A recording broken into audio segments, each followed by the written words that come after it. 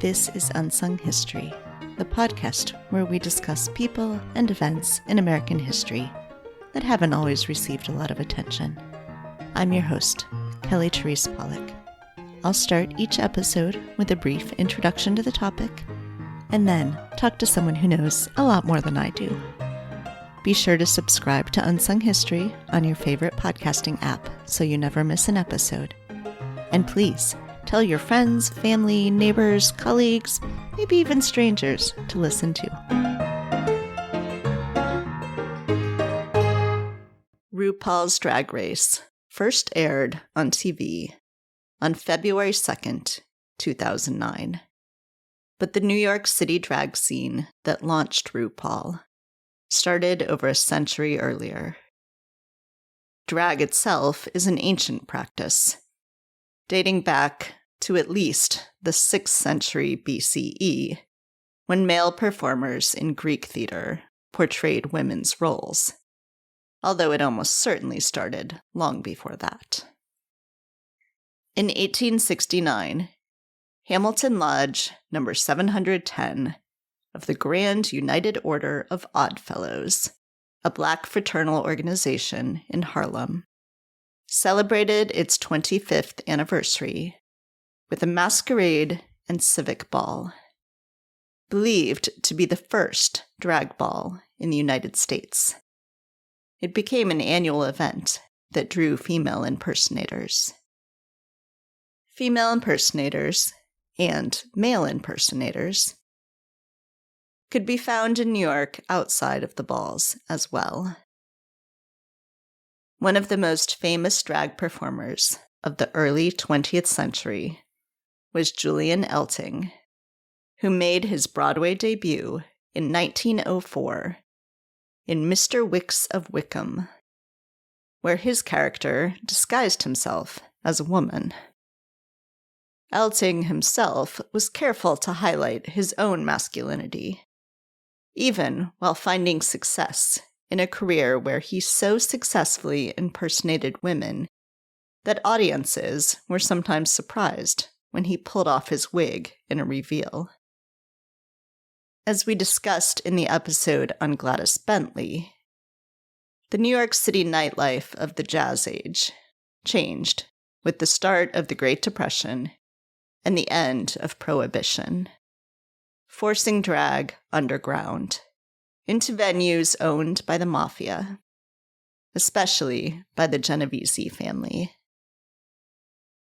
In 1939, New Yorkers Danny Brown and Doc Benner launched a tour to revive drag, what would become the Jewel Box Revue, an elegant, sophisticated show of female impersonators, which was carefully sold to a straight crowd.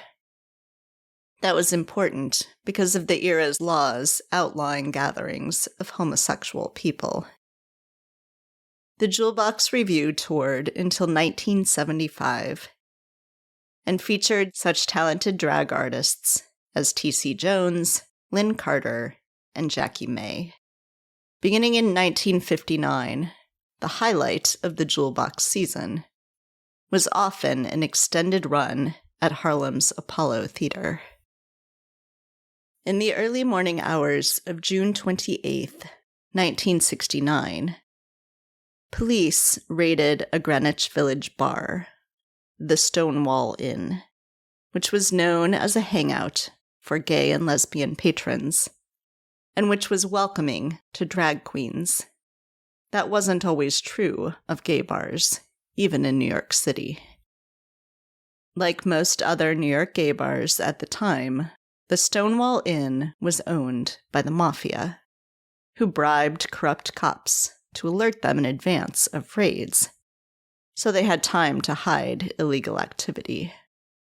That night, though, there was no tip-off, and the police started arresting drag queens, who were violating state law by cross-dressing.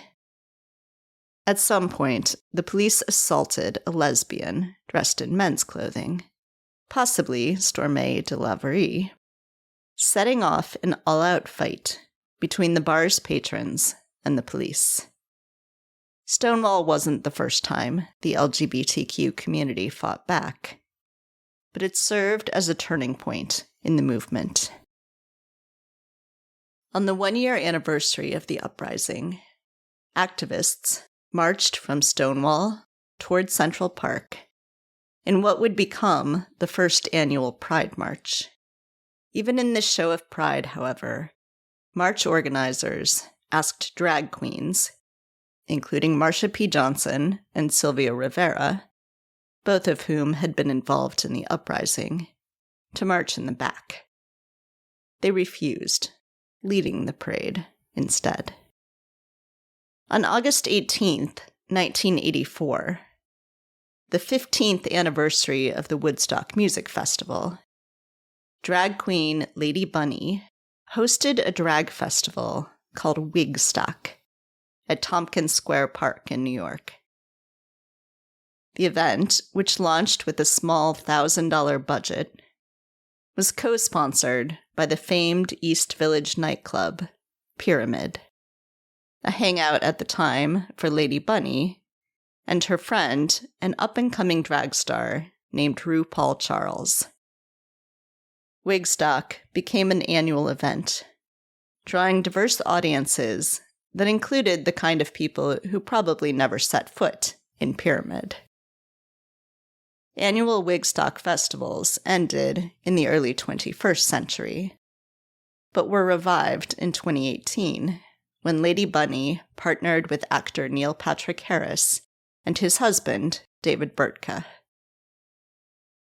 RuPaul had given up on New York and moved to LA, but he returned in 1989 and adopted a more realistic drag style, which resulted in his being crowned the Queen of Manhattan by the end of that year.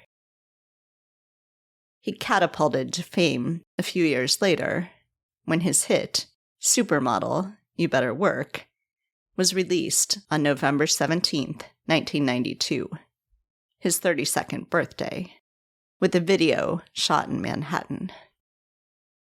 In 1996, the RuPaul show, which recorded in New York, premiered on VH1, one of the first TV shows in the United States with an openly gay host, which led to the New York Times calling Ru, quote, a Renaissance man of sorts, a drag queen of all media, unquote.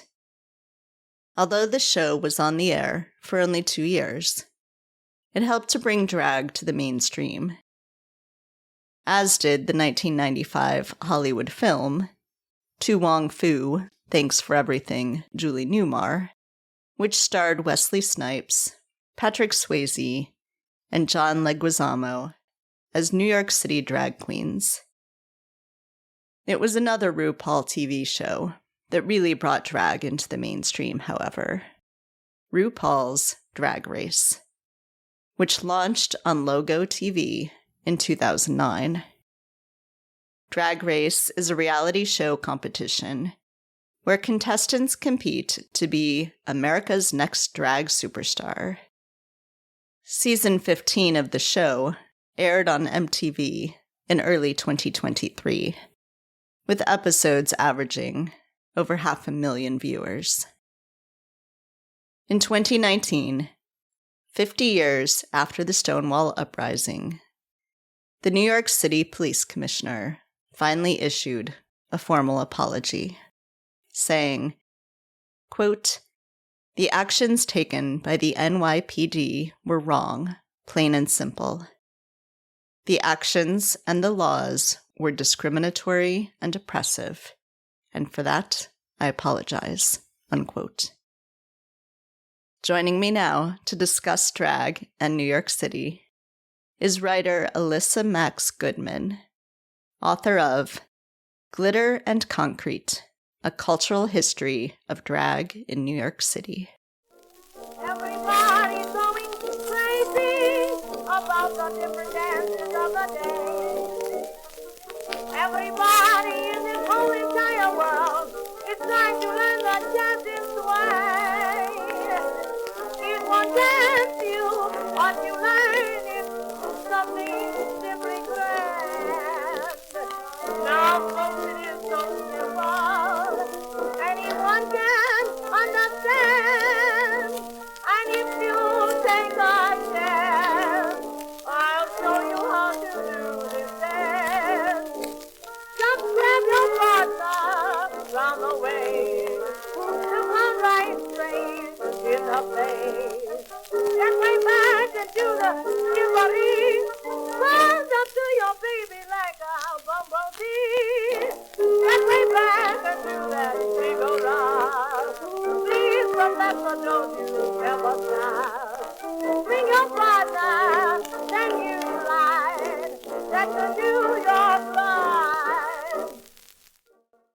Hi, Elyssa. Thanks so much for joining me today.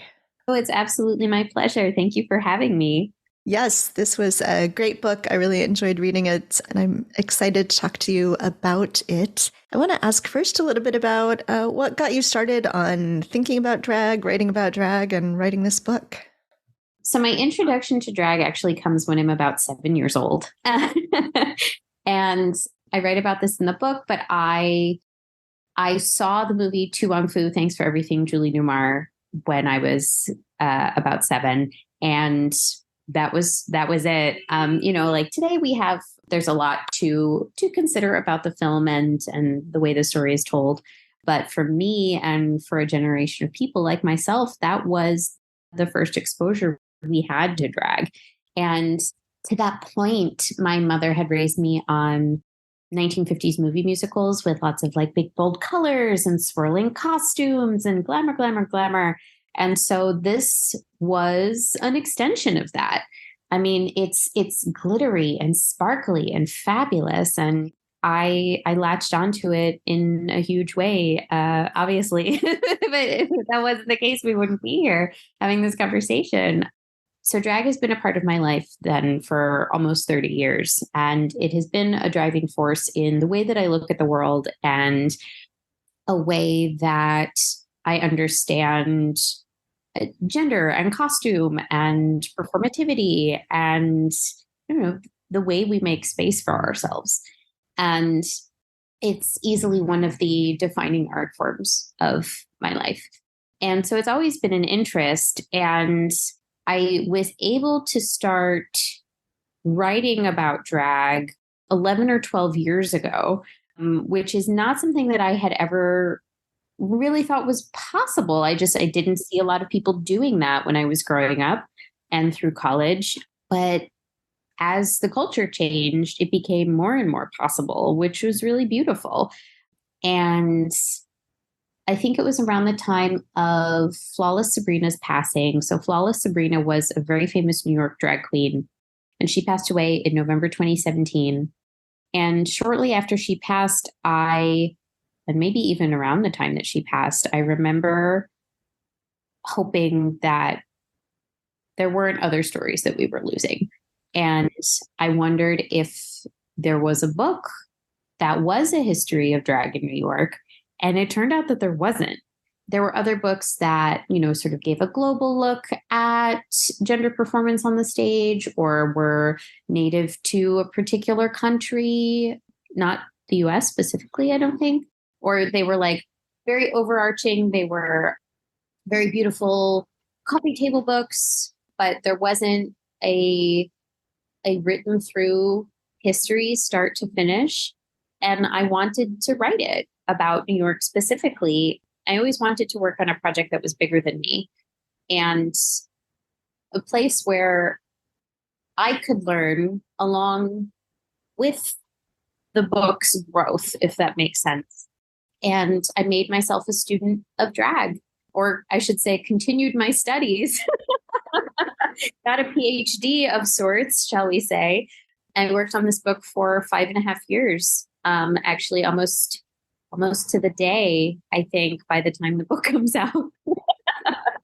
Yeah, so this is a big question, but let's talk about what drag is. And, you're writing about 150 years of history, so drag isn't just one thing during that time. But, what do we mean by drag? What don't we mean by drag, maybe?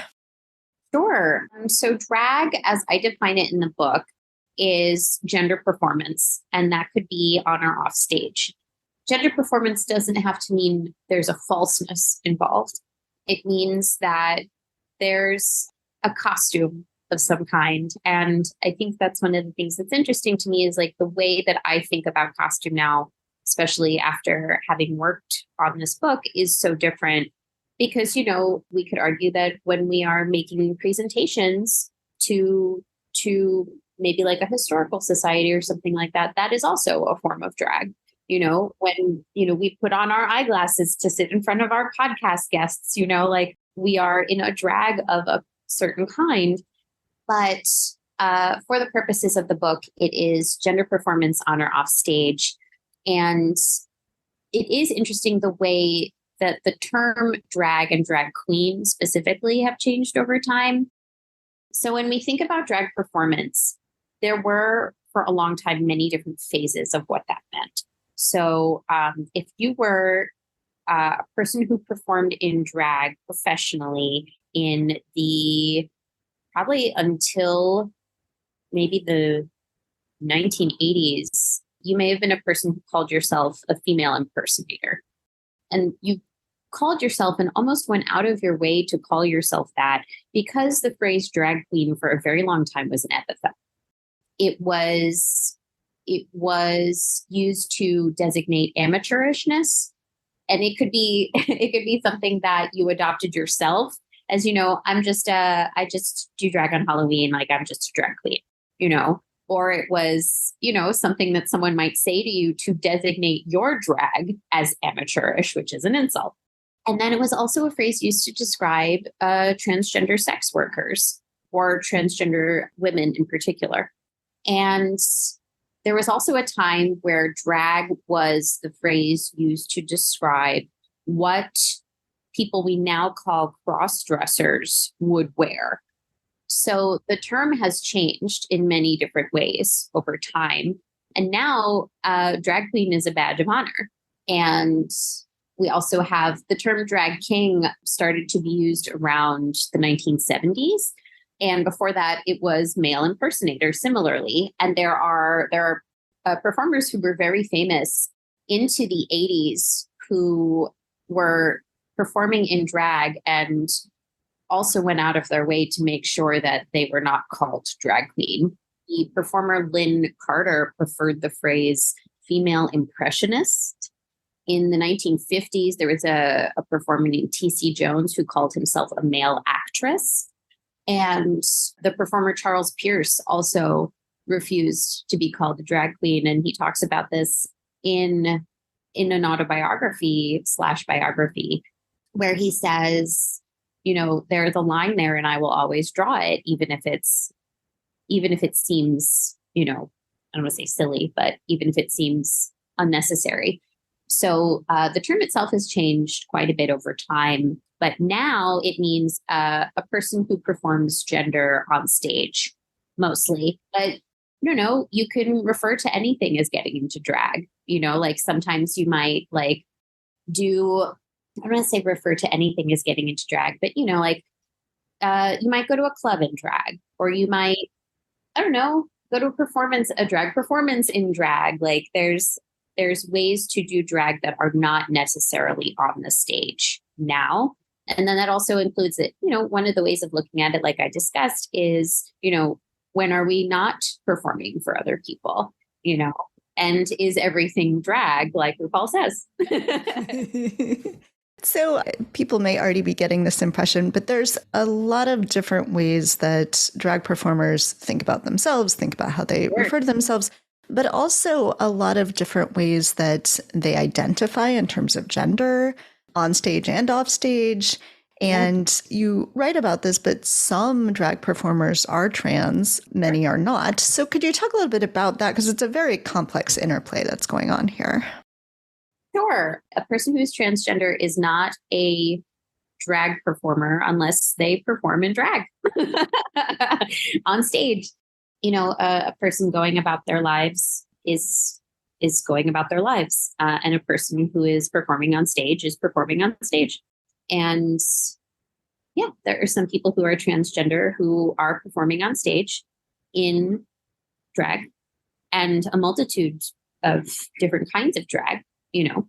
There are transgender women who do drag as men. There are transgender women who do drag as women. There are transgender men who do drag as men. There are transgender men who do drag as women. Like it's very fluid, and it's just about telling the story and deciding what story you want to tell and how you want that story to look.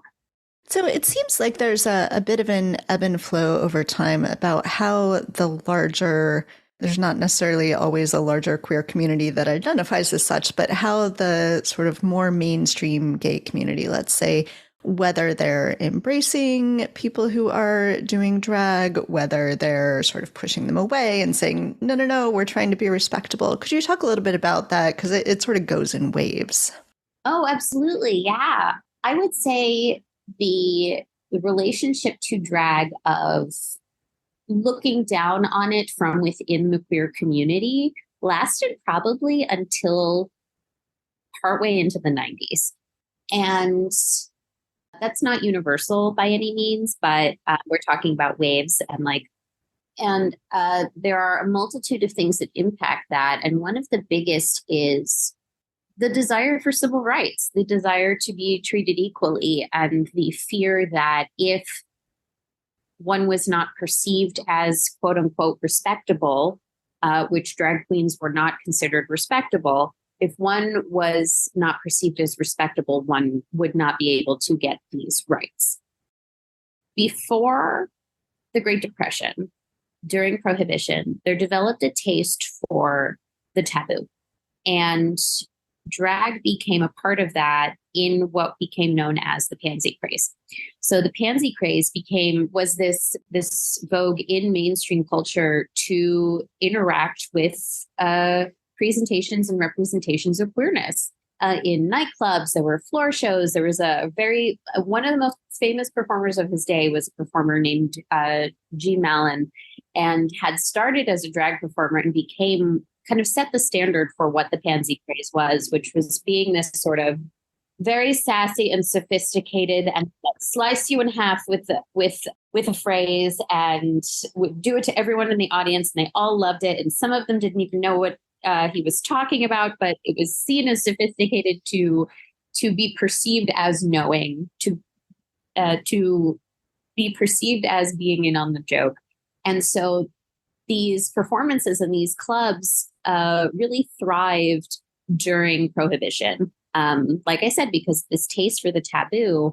And then as soon as the Great Depression hit, everything kind of took a turn.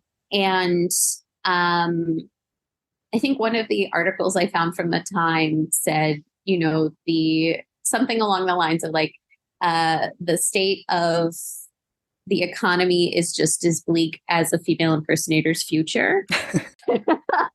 Which, I mean, we laugh now, but it set off a very long, decades long negative relationship with drag. And part of that is because during the pansy craze was when drag became associated with queerness by mainstream culture.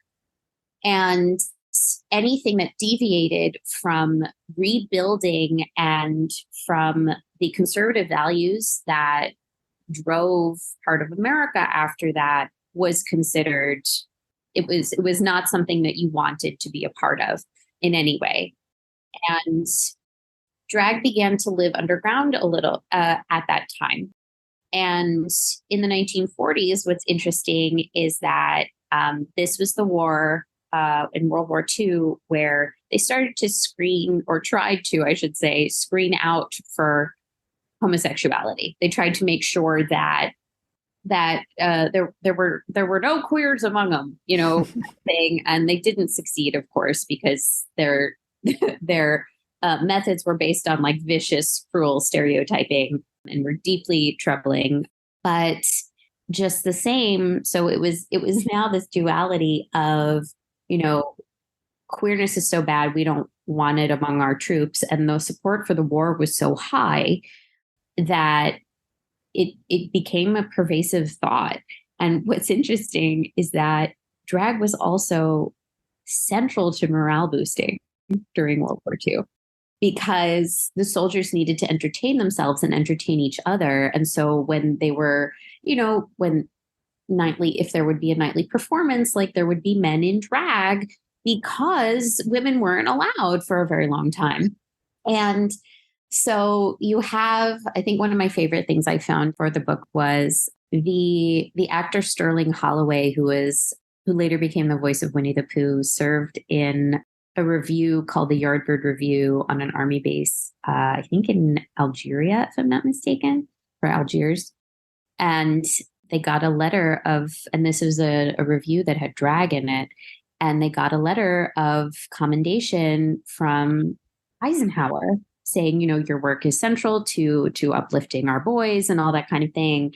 And the other part of that also becomes interesting is that there was a musical that was developed by Irving Berlin called This Is the Army, which was kind of the brother show to another show called Yip Yip Yap Hank, which was in World War I. And in This Is the Army, there was also drag, and it was an entirely male show, and there were several drag numbers. And in the program for the show, they're saying, this is morale boosting as a long-standing tradition, and it dates back to the Romans and all this kind of thing. And there's pictures of the president and the secretary of this and the secretary of that in the program. And there were obviously queer men among them because there were queer men all over the army. Because again, like you couldn't screen out for it like they thought that you could. So it was this duality of being told like, you could lose everything. You could be dishonorably discharged and never be able to, you won't get any of these benefits, and finding work will be next to impossible and all these sorts of things. And also, we're going to totally embrace drag. And then, you have the 1950s where there's a horrible, what ended up being called the Lavender Scare, where people who were even perceived as queer were being kicked out of the government left and right. Because I think one of the men in government at the time said that homosexuality was as much a threat to America as communism. And so it's a continuing negative stereotype that also embeds itself in the movement for queer civil rights. It embeds itself in the movement for queer civil rights. But first, what happens is that the Mattachine Society is founded.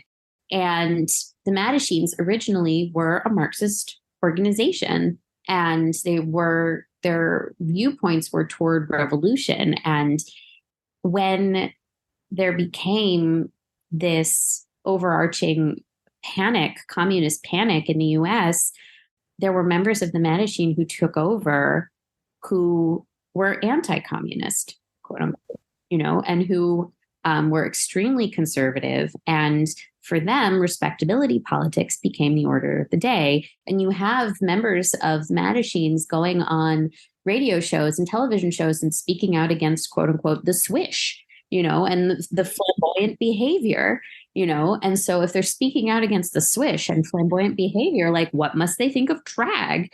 And actually, what's funny is that in the Mattachine Review, there was a positive write-up about T.C. Jones, because the way that he presented himself was so respectable. But that sort of thought process was embedded in the culture in a larger way and within queer culture for a very long time. I mean, you have, the Stonewall Uprising. So we're talking about New York, obviously, specifically. The Stonewall Uprising, famously and importantly, was started by drag queens, transgender women of color, and people of color in general, for the most part. And you had these sort of like middle to upper middle class white gay men being like, why are you doing that? Why are you being so, And that was kind of how drag was perceived at the time. It was a frivolous, or it was throwaway. It was tacky. It wasn't something you put on television at the very least, And into the 1970s, what ends up happening is that you have another facet of queer culture that develops, which is I don't want to say backlash, but it is an antithesis of sorts of drag in when you have what develops, which is known as the clone aesthetic, which is like extremely butch, mustache, flannel, work boots, sort of Tom of Finland vibe. And one of the drag queens I spoke to was like, those were the boys in the clubs and they did not want us there, and an alternative drag culture started to develop in the East Village, which was gender expansive in its philosophical and corporeal presentation and very heavily inspired by punk and this was a response to that as well. But the queens that I spoke to for the book, queens specifically, had talked to me and said, like if I had walked into some restaurant in 1993 and said, can I do a drag brunch here? They would have looked at me and told me to get the fuck out, not even laughed. But I really do think that one of the biggest influences of why that starts to change is RuPaul, because suddenly RuPaul was everywhere doing everything and everyone wanted to be a drag queen. I spoke to Zaldi, who is now the person who designs costumes for RuPaul. Zaldi has a background in drag in the 80s. And when he was doing drag, people were like, why are you doing that? Like, don't you want to like have a career? One of the things he said to me that I really remember is that like, it wasn't a career choice. And now it's a career choice. Like people absolutely look down on you for doing it for a very long time. And actually, I think, it started to change after RuPaul, certainly. But I had people like, even into the pandemic say, I don't really like drag. I don't know. And then we were all, corralled in our homes. And then those same people were like, oh my God, I love drag. I just sat and binged all of RuPaul's Drag Race. I was like, I've been waiting for you. Yeah. And also there's a lot more to drag than RuPaul's Drag Race. Yeah. I want to dig in a little bit to the 1980s and into the 90s, because the AIDS epidemic is so formative to what's going on then and the way that drag develops. Could you talk a little bit about that relationship between what is happening, especially in New York City, with the AIDS epidemic and the lack of recognition from federal government and everything, and the way that that drag is responding to it? Sure. I think the biggest way I could respond to that is to say that drag performers at that time became an arbiter of hope. And one of the people that I spoke to, who was just like a regular attendee of the Pyramid Club, which became one of the biggest venues for drag in New York at that time, was that, we would gather together every night and laugh, but it was survival laughter, and two of the biggest places you could see drag in New York at that time were the Pyramid Club and Boy Bar, and they were very close to each other. And it became that at venues like these, you would see fundraisers for people with AIDS, or these are the places you could go out every night and escape what essentially became, like, for many people, an ongoing funeral procession. And it was, people's and their friends were dying. There were multiple funerals a week. And then you had this place you could escape to. And I think the writer, Michael Musto, I interviewed him for the book, and he was like, we just needed a place to cling to each other every night. And one of the places where you could go and do that, and there was drag, there was something else to do with your brain. And there was another place to go and to be. And one of my favorite stories from the book is the performer Glamour told me about going to visit people in the hospital, and nurses were too scared to bring them their food. So Glamour and Connie Fleming, who performed in drag for a long time as Connie Girl and is now an artist and model and noted door person, they would go and bring in the food that the nurses had left outside of the door for these people some of them who couldn't even get up, and they would bring inside the food, and they would, perform in the common areas or in the elevator, any place where there was, they had gone to go see, particular friends of theirs, but while they were there, they didn't stop. And one of the early articles I found while I was working on that chapter was an article in the New York Times that was a fundraiser for medical care for the artist Martin Burgoyne, who designed the single cover for Madonna's Burning Up. And it was all these drag performers, all these nightlife people, all these cabaret performers who had come out to raise money for him. And this is what they did. This is what maybe in some ways they had to do to cope themselves. And so that is also part of the turning point of drag starting to be more respected. because people were able to see its power. The other ways that's really big that AIDS and drag interacted was in part with the rise of ACT UP. And what's interesting about ACT UP is that they did use drag in some of their activations, but it was also a response to ACT UP. And so one of the reasons that Lady Bunny created Wigstock was because there was a lot of militant AIDS activism that it wasn't for everyone. And she talks about, wanting to give back, but in a way that felt more like her. And she said, well, what can I do? I can be a clown. And so she created this drag festival that went on for many years. And it became an annual, just like giant event celebration of drag, wigs, Wigstock. And it was just another vehicle for lightness in a time that so desperately needed it. And also contributed to the changing opinion of drag.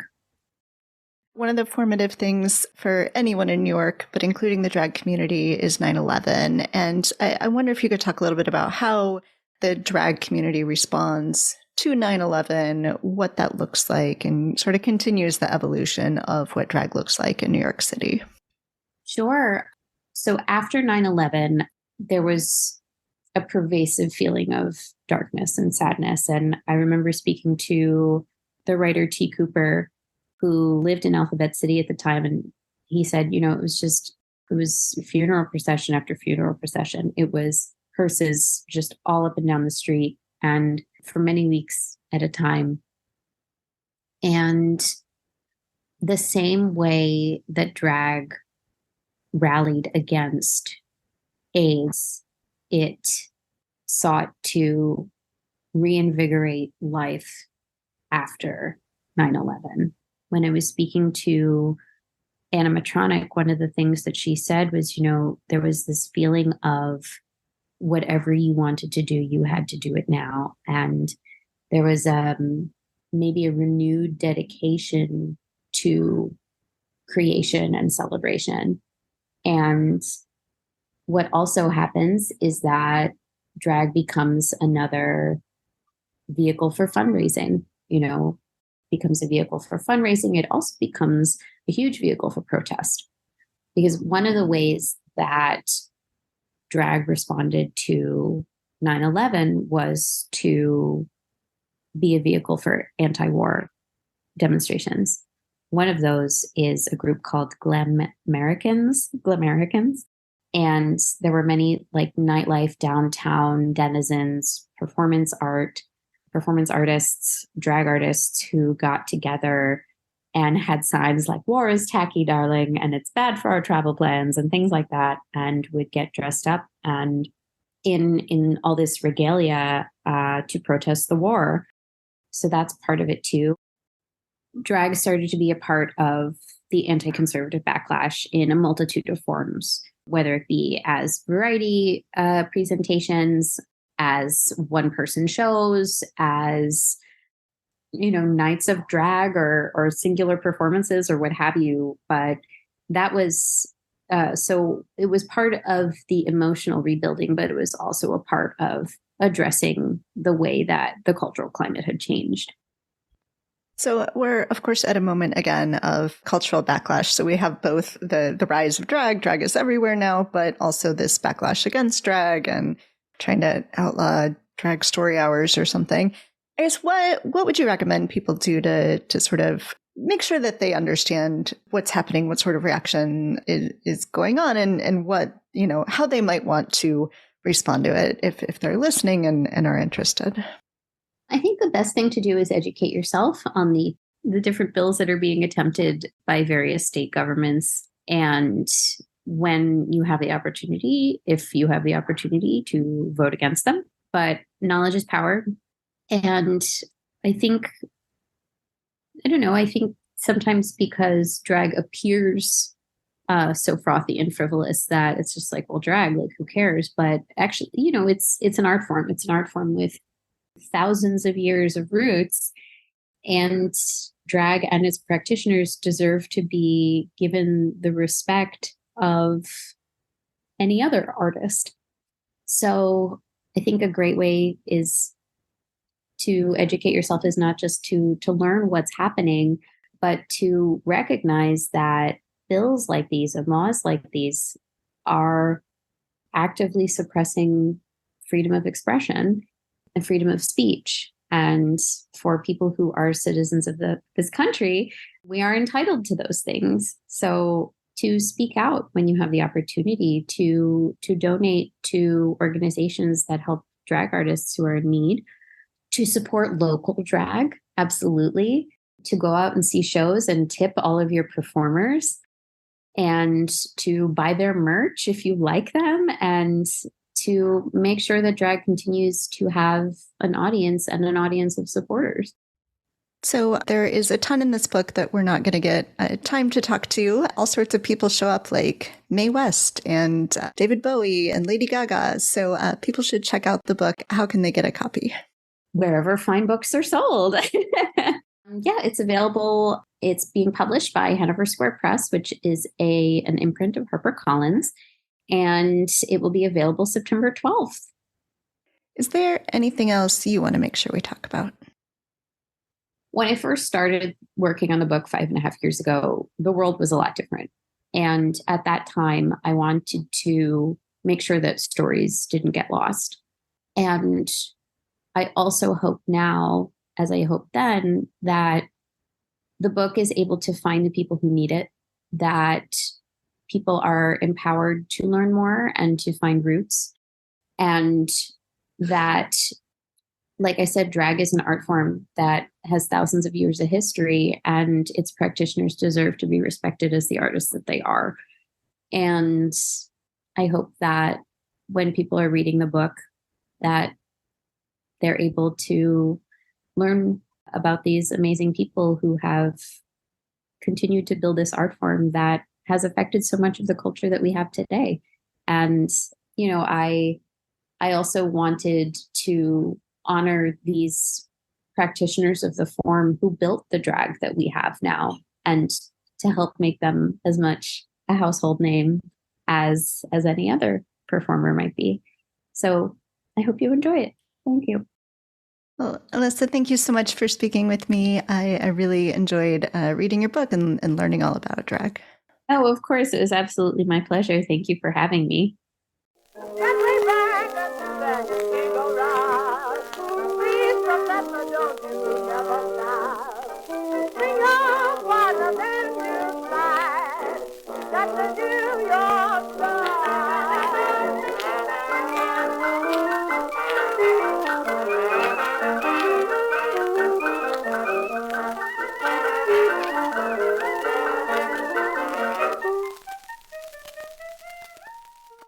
Thanks for listening to Unsung History.